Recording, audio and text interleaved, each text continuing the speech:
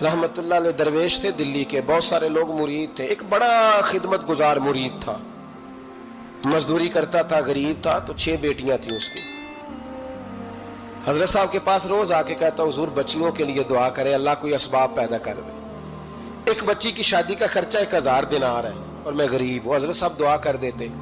खानका शरीफ के थोड़े ही फासले पर, हजरत जहां बैठ के मुरीदों की तरबियत करते थे, उससे थोड़ा ही फासले पर ना एक ईसाई रहता था, बड़ा मालदार था, बड़ी सारे ऊंट, गायें, भेड़, बकरियां रखी हुई थी और हजरत शरफुद्दीन रहमतुल्लाह अलैह की बड़ी मुखालफत करता था। और ये जो आपका गरीब मुरीद था, ये उसका पड़ोसी था। एक दिन बुला के ना उनको कहने लगा कि तू किधर जाके जो है वो टकरे मार रहा है, वहां से कुछ नहीं मिलने वाला। वो तुझे क्या देंगे जिनकी खानका खुद चंदे पे चलती है, मदरसा चंदे पे चलता है, मस्जिद चंदे पे चलती है, तेरी बेटी का मामला कहां हल होगा? तो उस दरवेश ने कहा कि तू मेरे पीर को नहीं जानता, तू अजय मेरा महबूब नहीं डिठा, तो पता नहीं ना, तू इस रस्ते का मुसाफिर नहीं, तू नहीं जानता, उनका बस चले ना तो वो हर कीमत में मेरी बेटियों की शादी करा दे। अब वो ईसाई था, कहने लगा अच्छा चलो ठीक है, अगर इतनी बात है ना तो जाओ उनसे जाके कह दो कि 6 साल के लिए मेरे साथ मुआहदा कर लें, तो मेरे जानवरों को चारा डाल दिया करे, 6 साल ड्यूटी करे, मैं 6000 दिनार दे देता हूं। वो मेरे साथ 6 साल मेरे जानवरों को चारा डाले, रखते हैं ना आप चारा डालने के लिए, एडवांस पैसे दे के। अब तो लोग उन्हें भी गुलाम ही बना लेते हैं, बड़ी थोड़ी तनख्वाह देते हैं, जुल्म करते हैं, पूरा मुआवजा नहीं देते। हजरत शेख शरफुद्दीन के बारे में वो कहने लगा, जब अपने पीर से जाके कह के मेरे जानवरों को 6 साल चारा डाले, मैं 6000 दे देता हूं, तू जो कहता है हर कीमत पे जाने को तैयार है। उसने जब ये बात की तो मुरीद ने नाराज हो गया, वो लड़ाई हो गई, गिरबान पकड़ लिया, झगड़ा हुआ, बात बड़ी दूर गई। इस तरह की बात करता मेरे हजरत के बारे में, तेरे जैसे कई मैं वहां काम पे रखा दूं। जब वो बड़ी बहस हुई, बात मोहल्ले में, इलाके में फैल गई, दुनिया ने सुन ली, तो शेख शरफुद्दीन तक भी पहुंच गई। इस तरह झगड़ा हुआ है। लोग सो गए इशा की नमाज के बाद।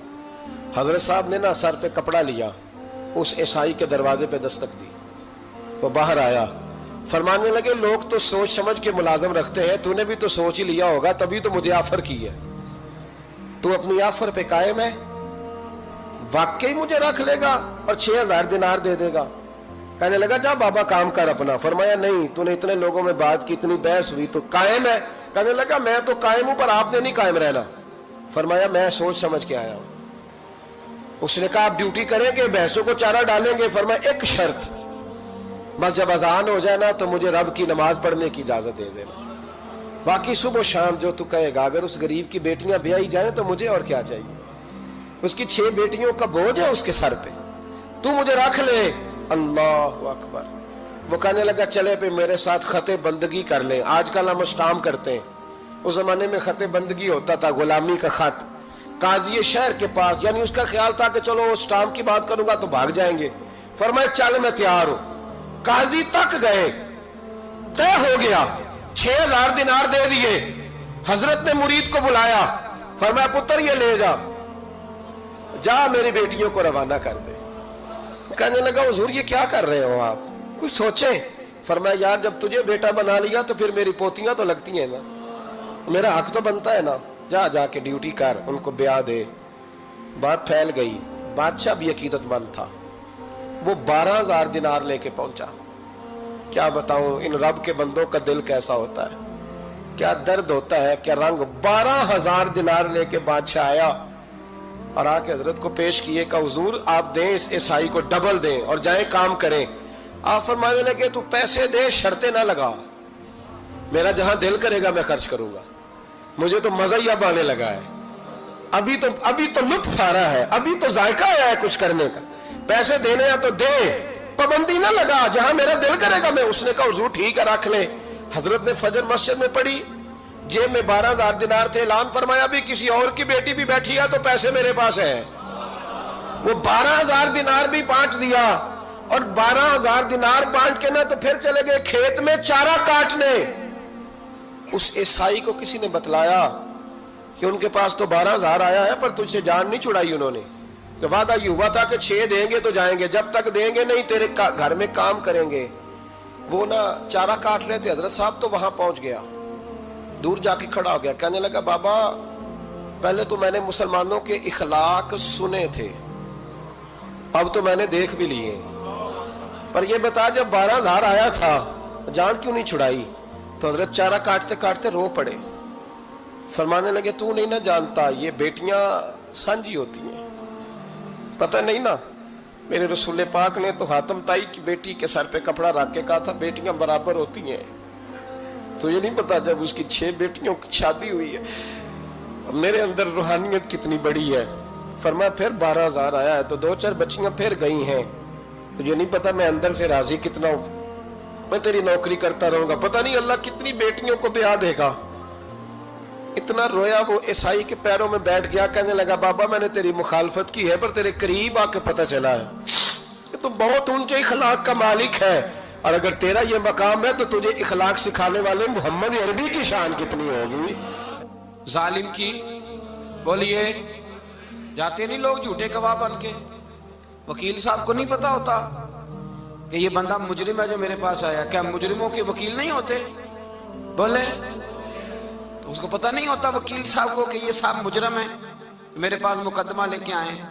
اور اگر بے ادبی نہ ہو جائے تو میرا خیال ہے قاضی عدالت کو بھی پتا ہوتا ہے کہ مجرم کون ہے اور مظلوم.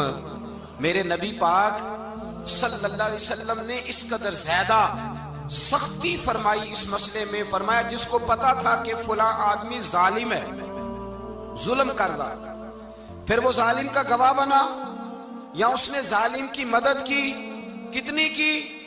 شارحین لکھتے ہیں چاہے اس نے ایک جملہ بول کے کی، چاہے ایک، سارے بولیے، چاہے ایک غریب کو اس نے ظلم کیا تو کہتے ہیں علاج یہ سی، چاہے ایک جملہ بول کے کی. شارحین اس حدیث کی شرح میں لکھتے ہیں ایک جملہ بول کے چاہے مدد کی. جس بندے نے کسی ظالم کی مدد کی کسی مقدمے میں یا کسی صورت میں اور اسے پتا تھا یہ ظالم ہے، میرے نبی پاک صلی اللہ تعالی علیہ وسلم فرماتے ہیں اگر اس نے مدد کی، ابھی ظالم کی بات نہیں ہو رہی، ظالم کے مددگار کی بات ہو رہی، اگر کسی نے ظالم کی مدد کی تو حضور فرماتے ہیں خدا بھی اس سے بری و ذمہ ہے، رسول بھی اس سے بری و ذمہ ہے. سنبھال کے رکھے اپنی نمازیں، قربانیاں، حج، زکوٰۃ سنبھال کے رکھے. اگر ظالموں کا مددگار ہے، الیکشن آ لینے دے، آپ کو نظر آ جائے گا کون کون ظالموں کا مددگار ہے، نظر آ جائے گا. اپنی جیب سے لوگ پیسے دے کے ظالموں کی مدد کریں گے، ان کے فلیکس چھپوائیں گے، بورڈ لگوائیں گے، جیبوں سے پیسے دے کے. ہم نے خود آگ لگائی ہے چمن میں اپنے، بے سبب گردشی ایام کو الزام نہ دو. ہم نے خود نور کا ظلمت سے کیا ہے سودا، کر کے توہین سحر شام کو الزام نہ دو. ظالموں کے مددگار میدان میں آ گئے.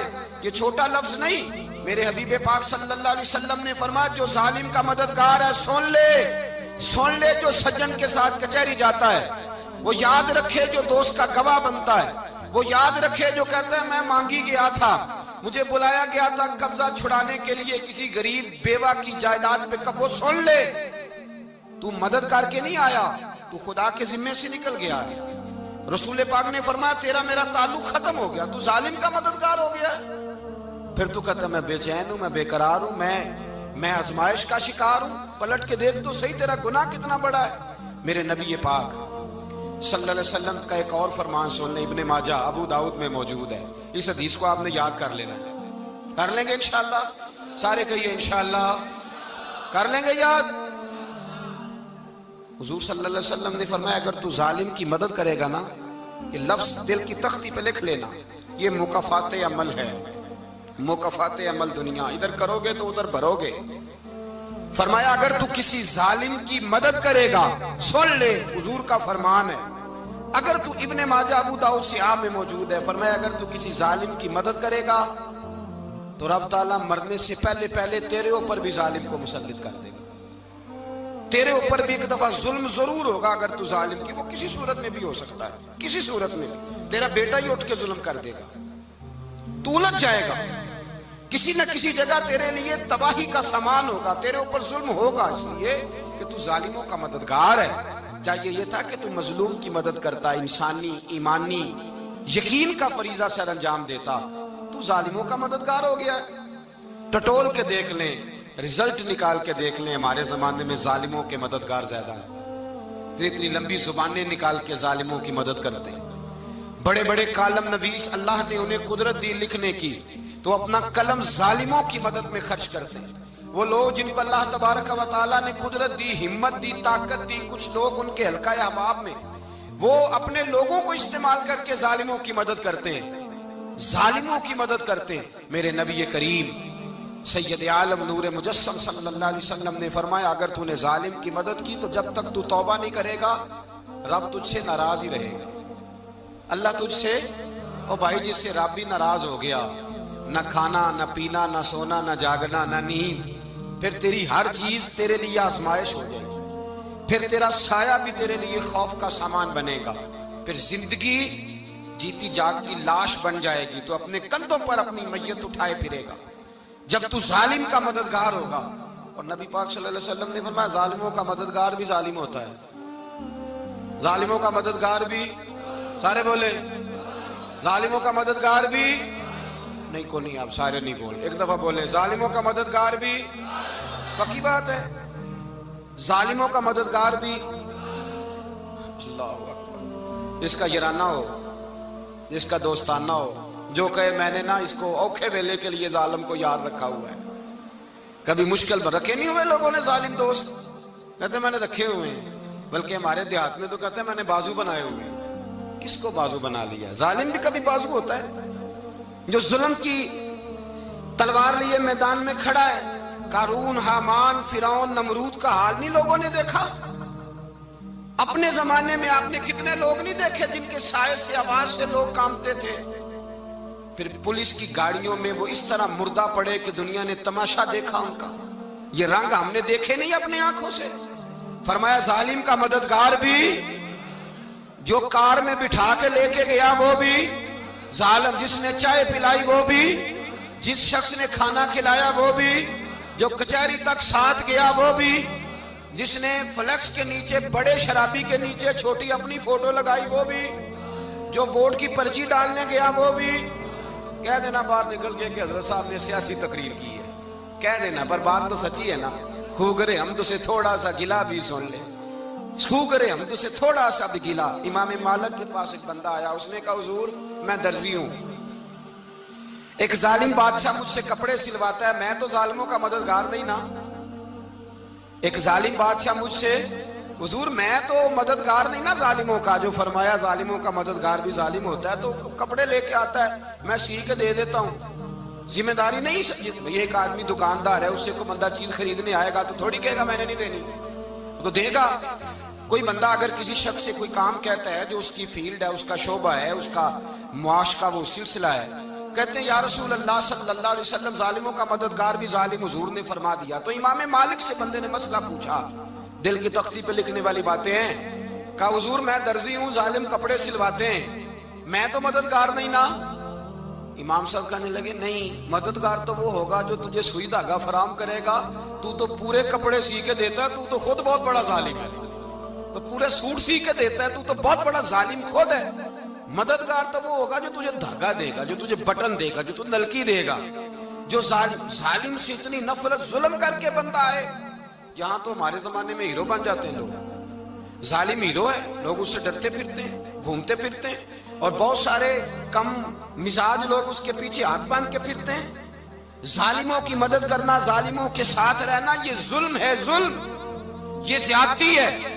میرے نبی پاک صلی اللہ تعالی علیہ وآلہ وسلم نے ارشاد فرمایا، یاد رکھو رب فرماتا ہے میں مظلوم کی مدد ضرور کروں گا، چاہے جلدی کروں چاہے دیر سے کروں، میں مظلوم کی مدد۔ اور حضور صلی اللہ علیہ وسلم نے فرمایا ہے، حضرت معاذ بن جبل کہتے ہیں حضور نے مجھے یمن کا گورنر بنایا، جب میں جانے لگا نا تو حضور نے بڑی نصیحتیں کی، بخاری میں موجود ہے، فرماتے ہیں جب میں پلٹنے لگا تو میرے رسول نے فرمایا معاذ ایک منٹ ٹھہر جائے، ایک بات میری یاد رکھنا، اس کو نہ بھولنا۔ کہا حضور کیا؟ فرمایا دیکھنا کسی پہ ظلم نہ کر بیٹھنا، کہیں تجھ سے زیادتی نہ ہو جائے۔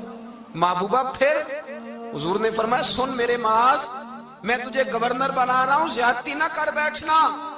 یا رسول اللہ صلی اللہ علیہ وسلم کیا ہوتا ہے؟ تو میرے کریم نے فرمایا جب مظلوم دعا کے لیے ہاتھ اٹھاتا ہے تو عرش کا مالک کہتا ہے فرشتوں پیچھے ہٹ جاؤ، عرش کا مالک کہتا ہے فرشتوں پیچھے ہٹ جاؤ۔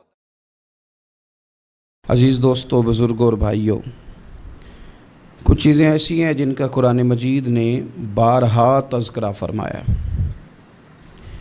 قرآن پاک کسی چیز کا ایک بات بھی ذکر کر دے تو وہ چیز ہمارے لیے دستور حیات اور منشور زندگی بن جاتی ہے۔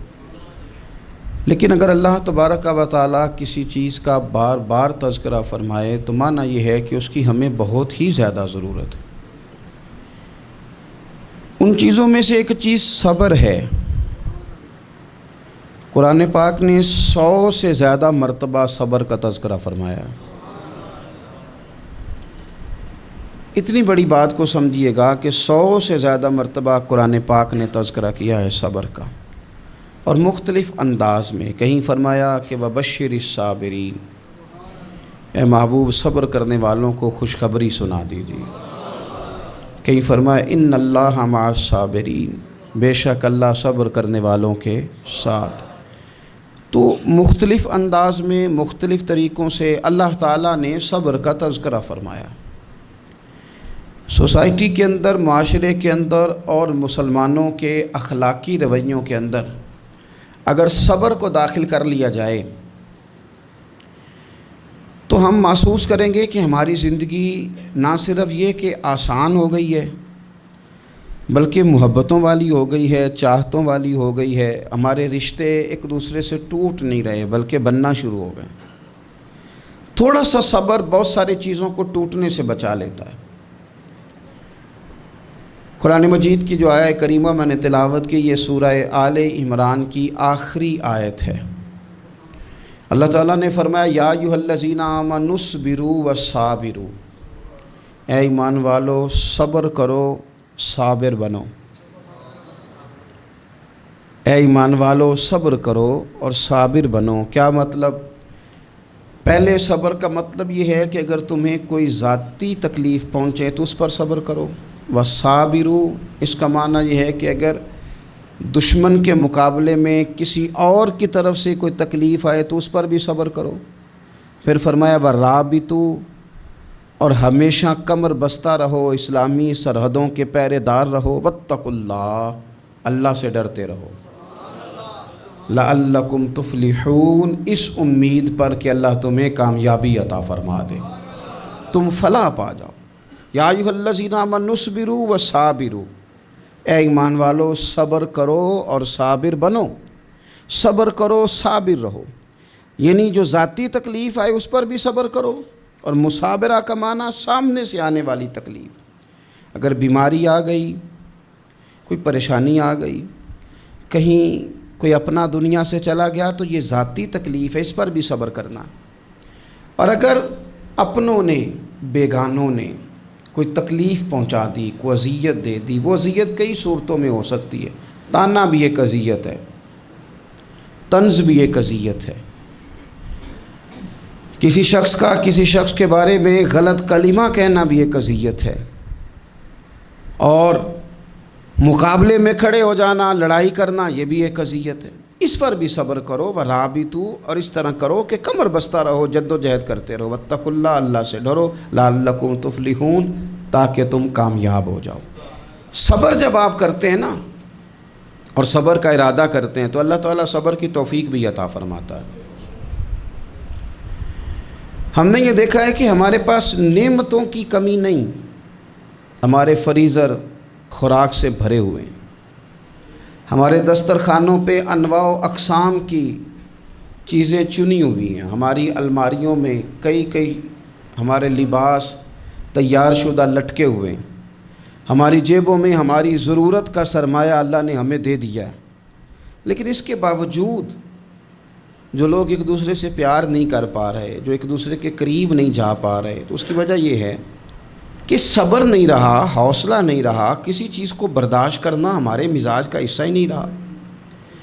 اور پھر چونکہ امت مسلمہ نے انقلاب برپا کرنا تھا، دنیا کو پیغام حق دینا تھا، اگر ان کے اندر حوصلہ ہی نہیں ہوگا، اگر انہیں صبر ہی نہیں کرنا آئے گا، استقامت ہی نہیں ہوگی، کہیں رکنا ہی نہیں آئے گا، تو یہ میدانوں کو سر کیسے کریں گے؟ کامیابیاں کیسے ان کا مقدر بنیں گی؟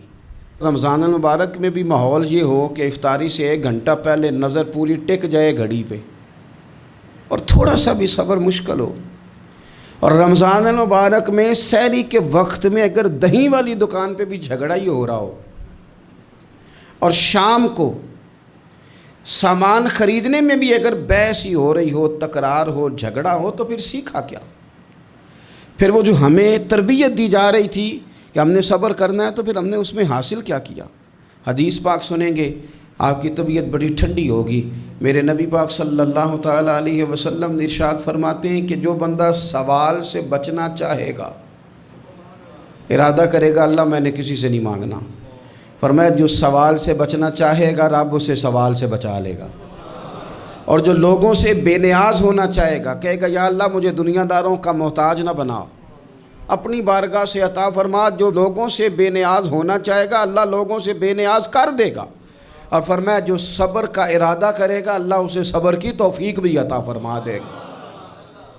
ارادہ تو کرے, پروگرام تو بنائے, توفیق تو اللہ دے گا. جو صبر کا ارادہ کرے گا اللہ صبر کی توفیق بھی عطا کر دے گا.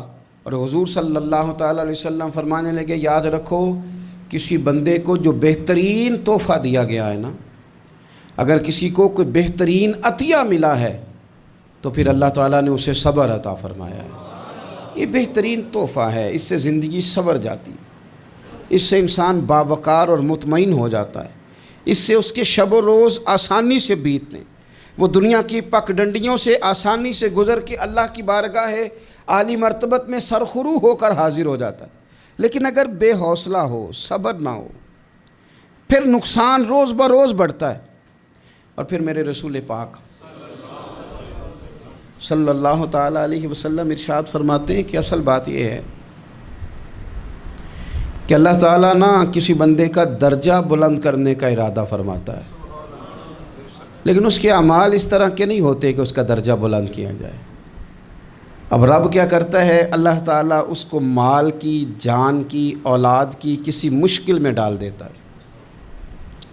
اس مصیبت پر وہ بندہ صبر کرتا ہے تو اللہ تعالیٰ اس کا درجہ بلند فرما دیتا ہے. اعمال اس قابل نہیں تھے کہ درجات بلند ہوں, وہ اعمال کی بنیاد پر نہیں کر سکتا تھا تو اللہ نے کسی مشکل میں ڈال کے نہ اپنے فضل سے درجہ بلند کر دیا. اب جو راہ طریقت کا مسافر تھا, جو سلوک کی منازل طے کر رہا تھا, جو اللہ رسول کے قریب جانے چاہ رہا تھا, اس کے لیے کتنی آسانی ہو گئی کہ مجاہدہ تو زیادہ نہ کر سکا, کثرت سے نفلی صوم و صلات کا بندوبست تو نہ کر سکا, تھوڑا سا صبر کیا, رب نے اپنا اور اپنے محبوب کا قرب عطا فرما دیا. تو یہ تو آپ صبر کرنے کے لیے جب نکلے ہیں تو آپ نے تو رب رسول کو پا لیا. یہ صبر تو وہ والا سفر ہے جس کی جو منزل ہے وہ اللہ رسول کا قرب ہے. ہم لوگ تھوڑی تھوڑی باتوں میں حوصلہ ہار جاتے ہیں, صبر چھوڑ جاتے ہیں, پریشانی بڑھ جاتی ہے. پتہ نہیں ایسے محسوس ہوتا ہے کہ جیسے یہی بندہ دنیا کا سب سے دکھی بندہ ہے.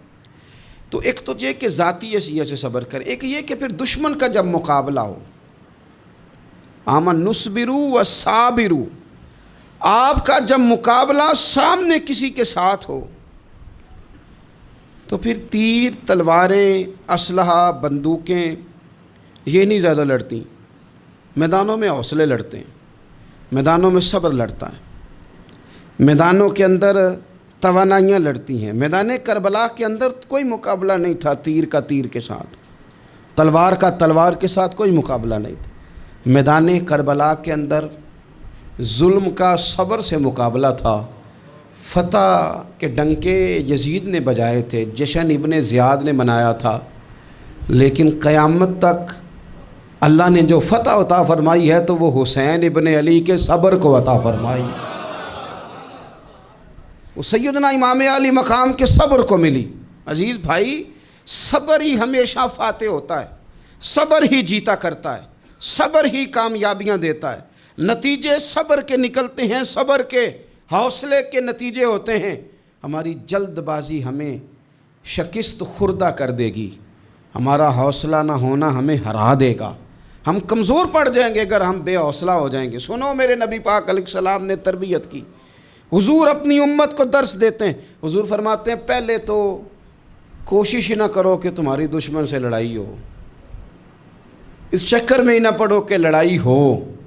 مسلمان امن والے ہیں, یہ پرامن لوگ ہیں، یہ امن پسند ہیں، یہ داعی امن ہیں، یہ معاشرے میں مومن ہونا امن کی علامت ہے۔ فرمایا پہلے تو یہ پروگرام ہی نہ بناؤ کہ تمہاری لڑائی ہو، اور فرمایا پھر اگر ہو جائے نا تو پھر صبر کے ساتھ مقابلہ کرو، پھر ڈٹ کے مقابلہ کرو، اور پھر یاد رکھو کہ یہ جو جنت ہے یہ تلواروں کے سائے میں ہے، جنت تلواروں کے سائے میں تمہیں ملے گی۔ پھر ڈٹنا سیکھو۔ پہلے تو بات یہ کہ تم یہ ارادہ ہی نہ کرو لڑائی، اور اگر کبھی ہو جائے وہ لوگوں کو بتاؤ کہ ہیں ہم پرامن لوگ، پر دین کے لیے کھڑا ہونا ہو تو پھر ہم سے زیادہ کسی کو کھڑا بھی نہیں ہونا آتا، پھر ہم سے زیادہ کسی کے پاس طاقت بھی نہیں۔ حضرت مولا علی شیر خدا رضی اللہ تعالیٰ عنہ کے زمانے میں کفر کے ساتھ ایک جنگ ہو رہی تھی، تو کافروں نے نا جاسوس بھیجے کہ یار پتہ تو کرو مسلمانوں کی تیاری کس طرح کی ہے۔ تو جاسوس واپس جا کے کہنے لگا سمجھ کوئی نہیں آئی ان کی، وہ تو راہب قسم کے لوگ ہیں، صوفی قسم کے لوگ ہیں، وہ تو کٹے ہوئے ہیں دنیا سے، مسلوں پہ بیٹھ جاتے ہیں، رات کو تو لگتا ہے دنیا سے تعلق ہی کوئی نہیں، لیکن سویرے اٹھ کے میدان میں تلوار لے کے نکلتے ہیں تو لگتا ہے ان سے بڑا مجاہد ہی کوئی نہیں۔ یہ عجیب لوگ ہیں کہ رات کو مسلح پہ بیٹھے ہیں تو لگتا ہے کٹ گئے دنیا، یہ صوفی لوگ ہیں، درویش ہیں۔ یہی مسلمان کی شان ہے، ہو ہلکا یاراں تو برے شم کی طرح نرم، رزم حق و باطل ہو تو فولاد ہے مومن، ادھر آ ستمگر ہنر آزمائیں تو تیر آزما، ہم جگر آزمائیں۔ ہم تجھے اپنا حوصلہ بتاتے ہیں کتنا، دیکھ ہمارے حوصلے سے ٹکرا کے دیکھ یہ کتنا طاقتور اور مضبوط ہے۔ تو عزیز بھائی، اگر زندگی میں آپ کو صبر کرنا آ گیا، میں بڑے دنوں سے یہ عنوانات بیان کر رہا ہوں، اور آج تو خصوصی طور پر رمضان شریف کے اس جمعے میں میں اپیل کرنا چاہتا ہوں آپ سے کہ کمزور باتیں کرنی چھوڑ دیں، مایوسی کے جملے اپنی زندگی سے نکال دیں۔ ہم مسلمان ہیں، آپ بیمار ہو گئے ہیں تو یہ بھی خدا کا فضل ہے، گناہ معاف ہوں گے۔ اگر اللہ تعالیٰ نے فقیر بنا دیا، غریبی آ گئی ہے تو یہ بھی فضل ہے، امیروں سے پہلے جنت میں جائیں گے۔ اگر اللہ تبارک و تعالیٰ نے کسی جگہ آپ کو مکان نہیں دیا اور دوسرے کو دے دیا ہے تو آپ وہ لوگ ہیں جو عظیم سنت ادا کر رہے ہیں سیدنا بلال حبشی کی۔ اگر کسی جگہ کوئی کمزوری آ گئی ہے، کوئی پیچھے رہ گئے ہیں تو یہ خدا کا فضل ہے۔ اللہ تعالیٰ نے چاہا ہمارے لیے جو فیصلہ تو ہم اس پہ راضی ہیں، لیکن اپنی زندگی میں اور شکوے اتنے بڑھا لیے، ہم نے اتنے بڑھا لیے کہ لوگوں سے شکوے کرتے کرتے رب رسول سے بھی شروع کر دیے۔ غلام بھی کبھی شکوہ کرتا ہے، آقا کا بھی شکوہ ہوتا ہے، بندہ بھی کبھی شکوہ کرتا ہے، رب کا بھی شکوہ ہوتا ہے، یہ بھی کبھی ہوتا ہے۔ آپ نہ مانے پر یہ شکوہ ہے کہ میں بڑے ڈاکٹروں کے پاس گیا ہوں آرام نہیں آیا، نہ مانے پر یہ شکوہ ہے میں نے کبھی کسی کو ستایا تو نہیں پر میرے حالات نہیں ٹھیک ہوتے۔ آپ نہ مانے پر یہ شکوہ ہے کہ فلانے کے پاس دولت زیادہ ہے، اس نے پتہ نہیں وہ آگے نکل گیا اور میں پیچھے رہ گیا، نہ مانے پر یہ شکوہ ہے۔ کس سے کر رہے ہو؟ رب رسول سے؟ او آس بولے تے او دی مہربانی، اساں تے لاڈ ہی لڑاونے نے۔ کس سے شکوہ کر رہے ہو؟ خدا کے بندو، غلام غلامی کرتے ہیں، شکوے کرتے ہیں کوئی؟ حضرت ام سلمہ رضی اللہ تعالیٰ عنہ، شوہر کا نام ہے ابو سلمہ، بیٹے کا نام ہے سلمہ، کہتی ہیں میں، میرا شوہر، میرا بیٹا، تینوں، چھوٹا بیٹا میرا، ہم نکلے مکہ مکرمہ سے مدینہ طیبہ جانے کے لیے۔ ایک کی بیٹا ہے، خاندان جمع ہے، شوہر کی گود میں بیٹا، اونٹ کے پیچھے میں۔ فرماتی ہیں مدینے کی سرحد آ گئی تو میرے میکے والے آ گئے، کہنے لگے ابو سلمہ نہیں لے جانے دیں گے مدینے اپنی بیٹی کو۔ میں نے کہا میں مسلمان ہوں، میں تو اپنے شوہر کے ساتھ مدینے جاؤں گی۔ انہوں نے کہا نہیں جا سکتے، تو نے جانا ہے تو جا، ہماری بیٹی نہیں جائے گی۔ زبردستی مجھ سے انہوں نے مجھے میرے شوہر سے الگ کیا۔ کہتی ہیں پھر میرے شوہر کے قبیلے والے آ گئے، وہ کہنے لگے اگر تم اپنی بیٹی کو نہیں نہ جانے دیتے تو یہ جو ہمارا پوتا ہے یہ ہماری نسل ہے، تمہارا نہیں، اسے ہم نہیں جانے دیں گے۔ وہ بچہ اپنی طرف کھینچتے تھے، میں اپنی طرف کھینچتی تھی، مدینے کی سرحد پہ۔ یہ جھگڑا زمین کے لیے نہیں ہو رہا، مکان کے لیے نہیں ہو رہا، حضور کے مدینے جانے کے لیے ہو رہا، حضور کے مدینے جانے کے لیے ہو رہا، مدینے جانے کے لیے ہو رہا۔ لنگ کئی مہینے تے برس گئے تے تیری دید نو دیدے ہی ترس گئے، انہوں نے بچہ کھینچا، میں نے اپنی طرف کھینچا، میرے بچے کا بازو اتر گیا۔ فرماتی ہیں میرے شوہر مدینے چلے گئے، بیٹا میرا میرے سسرال والے لے گئے، مجھے میکے والے لے گئے۔ آج بھی کچھ سیانے بندے کہتے ہیں اس کو نکال دو اور بچے چھین لو۔ ان کا بھی خیال تھا کہ بیٹا لے جائیں گے نا تو ابو سلمہ بھی مدینے سے واپس آ جائے گا، یہ بھی واپس آ جائے گی۔ او یار، اتنا بڑا بھی ظالم کوئی نہیں ہوگا جو ماں باپ سے بچے جدا کرے۔ فرماتی ہیں کہ وہ لے گئے چھین کے، میں میکے چلی گئی۔ لوگ روٹی کھاتے تھے، میرے حلق سے نہیں گزرتی تھی۔ زمانہ سویا کرتا تھا، میں سو نہیں پاتی تھی۔ بیٹا کہاں، شوہر کہاں، میں کہاں۔ ام سلمہ کتنی دیر تکلیف کاٹی؟ جناب ام سلمہ کہنے لگی لوگوں 1-2 دن نہیں، پورا سال بیت گیا، پورا سال، پر جے سونا ہی میرے دکھ وچ راضی، جے سونا ہی مارو مینو مار مکاؤ، میں کوئی عذر نہ پیش لے آواں، او جے سونا ہی میرے دکھ وچ راضی، پھر سکھ نو چلے ڈاواں۔ فرمایا سال بیت گیا، لوگ صبح اٹھ کے کام کاج پہ لگ جاتے، کپڑے بدلتے، ڈیوٹیاں کرتے، اور میں سویرے اٹھ کے اس جگہ آ جاتی جہاں میرا شوہر اور میرا بیٹا بچھڑا تھا۔ میں سارا دن روتی، آہوزاری کرتی، حضور کے مدینے کی طرف منہ کر کے میں تڑپتی۔ سال بیت گیا، سال، ایک ہفتہ نہیں نکلتا بچوں کے بغیر۔ بڑے بڑے سیانے لوگ پردیس جاتے ہیں تو بچوں کی فوٹو دیکھ دیکھ کے روتے ہیں، لیکن کہتی ہے ماں تھی، بیٹا بچھڑا اور پھر بیٹا بیمار ہو اور ماں سے جدا ہو، کتنی تکلیف کا منظر ہے۔ آپ فرماتی ہیں کہ 1 سال بیت گیا اور میں نے کسی کی منت نہیں کی، میں نے کوئی شکوہ نہیں کیا، اس لیے کہ جس حال میں رب و رسول رکھیں۔ یہ حوصلہ، یہ صبر، یہ توانائی 1 سال کے بعد میرے چچا کا بیٹا میرے پاس سے گزرا، تڑپتے دیکھ کر کہنے لگا میری بہن تو سارا دن روتی رہتی ہے۔ تو میں نے کہا بھائی تمہیں کیا بتاؤں، اس کا شوہر چلا جائے، بیٹا جدا ہو جائے، وہ کیا کرے گی؟ فرماتے اس نے جا کے میرے باپ سے، اپنے والد سے، میرے خاندان والوں سے کہا اس کی سزا کب ختم ہوگی؟ اس غریبنی کا قصور یہ ہے کہ یہ مدینے والے کا کلمہ پڑھتی ہے، اس کی غلطی یہ ہے کہ یہ مسلمان ہو گئی ہے، دین حق قبول کر لیا ہے، کیوں نہیں تم خیال کرتے؟ کہتے ان کے دل نرم ہوئے، وہ رضامند ہوئے مجھے مدینے جانے پہ۔ پھر اس نے کوشش کی میرے سسرال پیغام بھیجے، کب بس کرو، اور بچہ تو چڑیا کا جدا ہو جائے تو وہ تڑپا کرتی ہے، اور تم نے ایک جیتی جاگتی ماں کا بیٹا جدا کیا ہے۔ وہ بھی نرم ہوئے، رب نے اسباب بنائے، میرا بیٹا مجھے ملا۔ کہنے لگے تو رہ جا، میں نے کہا نہیں، تم مسلمان نہیں ہو، تمہیں پتہ نہیں نا، میں یہاں نہیں رہ سکتی، مجھے مدینے ہی جانا ہے۔ اکیلی اتنا سفر، جنگلوں کا رستہ، پہاڑی رستہ طے کر لو گی؟ میں نے کہا میں کر لوں گی۔ جنوں ویکھ کے ٹھر دیاں اکھیاں نے تو جنوں ویکھ کے ٹھر دا سینہ ہے، ربا تیری ساری خدائی چ ایک کی تے شہر مدینہ ہے۔ کہتی میں اونٹ پہ بیٹھی، بیٹا میں نے گود میں بٹھا لیا، میں سفر کرنے لگی، پر دل میں کھٹکا تھا کہ اتنا لمبا سفر، بیٹا چھوٹا ہے، کیسے کروں گی؟ کہتے مجھے عثمان بن طلحہ مل گئے، کہنے لگے کہاں جا رہی ہو بہن؟ میں نے کہا مدینے۔ کہنے لگے اکیلے جاؤ گی؟ میں نے کہا جانا تو ہے نا، کوئی ساتھ چلے نہ چلے پر شہر رسول تو جانا ہے نا۔ آپ فرماتی ہیں میں نے عثمان بن طلحہ سے نیک بندہ کوئی نہیں دیکھا، میرے اونٹ کی لگام تھام لی۔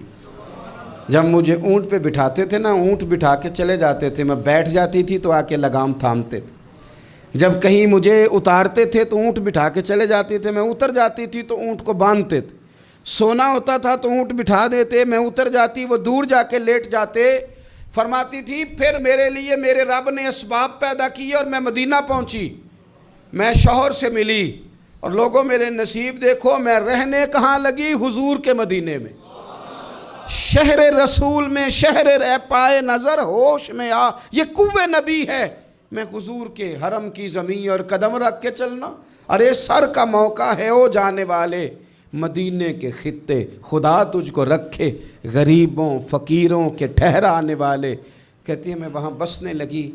آپ فرماتی ہیں مسلمانوں شاید مجھ سے زیادہ تکلیف کسی نے نہ سہی ہو، پر دیکھو 1 سال پورا میں تکلیف میں رہی، اور جب میرا صبر سال کو پہنچا، صبر کی عمر 1 سال ہوئی، تو پھر رب نے بندوبست کیا، پھر میرے گھر والے بھی نرم ہو گئے, سسرال والے بھی نرم ہو گئے, رب نے میرے آنے جانے کے لیے ایک بندے کا بندوبست بھی فرما دیا, پھر میرا شوہر تک بھی میں پہنچ گئی, مجھے مدینہ الرسول بھی نصیب ہوا. 1 سال میں نے صبر کیا تھا, رب نے مجھے مستقل مدینے کا ٹھکانہ عطا فرما دیا. لیکن جو بندہ صبر ہی نہ کر پائے, جو صبر ہی نہ, جو کہ جی بڑی دور سے آیا ہوں, بڑی دیر ہو گئی, بڑا ٹائم ہو گیا, کب جا کے مسئلہ حل ہوگا, وہ جو آپ نے بتایا تھا وہ تعویذ کب اثر کرے گا, وہ دعا کب قبول ہوگی, وہ فلانا معاملہ کب, بھئی یہ ڈیٹ تو آپ کو رب رسول ہی دے سکتے ہیں. بندہ تو کوئی اطلاع ہی دے گا, پیغام ہی دے گا, دعا ہی کرے گا. اگر زندگی میں حوصلہ ہی نہیں ہوگا, اگر آپ کو یہ قرار ہی نہیں آئے گا, ٹھہرنا ہی نہیں آئے گا کسی میدان میں. دیکھیں کچھ ایسی اذیتیں ہوتی ہیں جو اذیت ناک ہوتی ہیں, لیکن اگر غلامی میں آ جائے نا آپ تو وہ اذیت ناک نہیں ہوتی, اس چبھن میں مزہ آنے لگتا ہے. کئی درد بھی مزیدار ہوتے ہیں, کئی درد بھی, کبھی زخم ٹھیک ہونے پہ آ جائے نا تو اسے چھیڑو تو مزہ آتا ہے, اس لیے کہ کچھ درد بھی مزیدار ہوتے ہیں. آتش سے کسی نے کہا تو روتا بڑا ہے, اس نے کہا محبوب کی یاد میں تڑپتا ہوں, ابھی تو ایک دل ہے, میرے تو خواہش تھی کبھی 2 ہوتے نا تو صحیح کر کے تڑپتا. رب نے دل ایک بنایا, کہتا وہ مزہ دیا ہے تڑپ نے کہ میری آرزو ہے یا رب, میرے دونوں پہلوؤں میں دل بے قرار ہوتا. درد میں بھی مزہ ہے, پر شرط یہ ہے کہ لوگ درد میں بھی جینا سیکھیں. ہم نہ آرام میں جینا چاہتے ہیں, پنکھے کے نیچے جینا چاہتے ہیں. کاش کہ ہمیں صحرا میں بھی نیند کا مزہ لینے کا طریقہ آئے, پھر زندگی کے سارے راستے آسان ہیں, پھر اقرا بھی مشکل نہیں.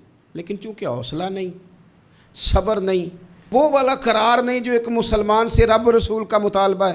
حدیبیہ کے موقع پہ نا نبی پاک صلی اللہ علیہ وسلم نے جو شرطیں کافروں کے ساتھ طے کی تھی نا, حضور نے نور بصیرت سے کی تھی نا, تو انہی شرطوں نے پھر فتح کے باب کھول دیے.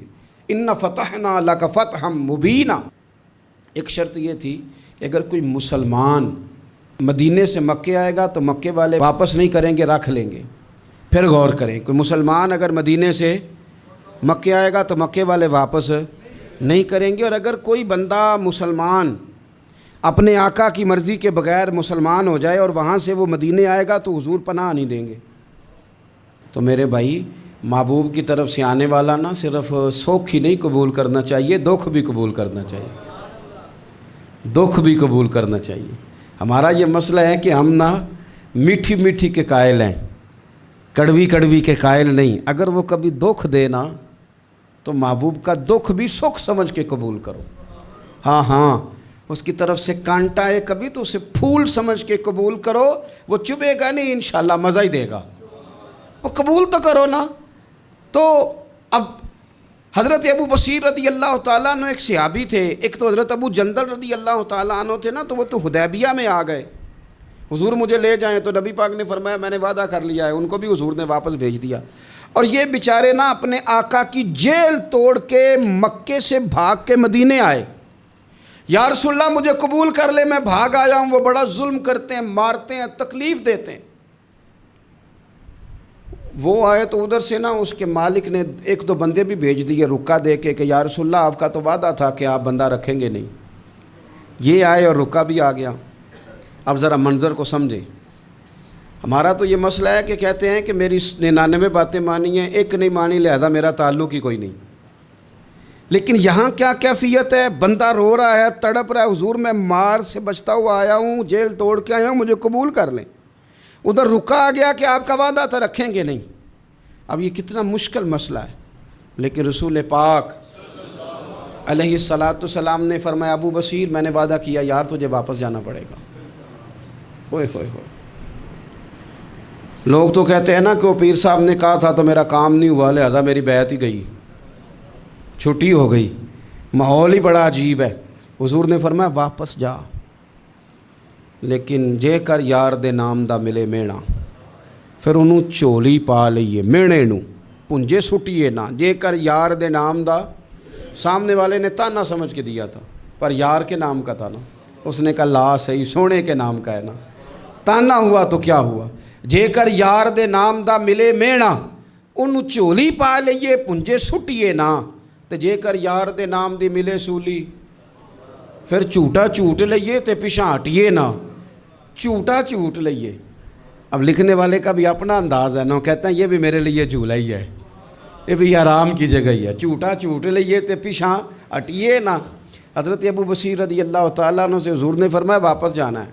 कहा सोने ठीक है, कोई शिकवा नहीं, कोई गिला नहीं, ये भी मेरे महबूब का हुक्म ही है। और क्या बात है, मेरे नबी वादों के पक्के हैं।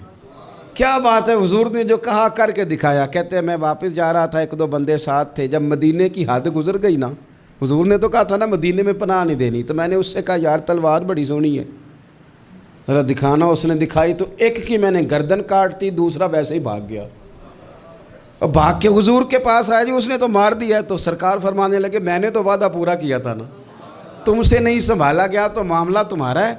अब हज़रत अबू बसीर रज़ी अल्लाह ताला अन्हु वापस आए, अर्ज़ की हुजूर अब मेरे लिए क्या हुक्म है। हुजूर ने फरमाया मियाँ हुक्म वही है, मदीने में हम नहीं रख सकते तुम। मदीने में सहाबा थे ना, हुजूर की बातों से खुशबू लेते थे, मदीने में नहीं रख सकते। हज़रत अबू बसीर कहते हैं मैं मदीने की सरहद से निकल गया, उस जगह चला गया जो ना मक्के की रियासत में था ना मदीने की। एक मकाम ईस था जहाँ मीठे पानी के कुएँ थे, वहाँ रहने लगा। हज़रत अबू जंदल को पता चला कि एक नया ठिकाना बन गया, वो भी जेल तोड़ के आ गए। 70 बंदे आ गए, वहाँ से काफ़िले गुज़रते थे काफिरों के, ये भी मुसलमानों को तंग करते थे। अगर मक्के से कोई काफ़िला गुज़रता था तो हमने भी इनको पकड़ा, काफिर का माल माले गनीमत असबाब बन गया। और वो जब काफ़िला लेके आते थे तो डरे होते थे, और इनको तो सताया था ना। कहते हमें सताया बड़ा था, हम तो इनकलाबी बन गए थे, हम तो रख लेते ना, बड़ी मिन्नत करते, बड़ी जान मुश्किल से छुड़ाते। 70 बंदे हो गए, फिर 300 हो गए। तब वो बशीर कहते हैं दुनिया मदीने जाती थी लेकिन हम तड़पते थे, हम तड़पते थे। रुत लंघ गई है फिर बाहर आंदी ते अज चिट्ठियाँ मदीने आईयां नहीं। हम तड़पते थे कि यार कोई मौका मिले, रोज़ रात को रोते तड़पते। 300 इनकलाबी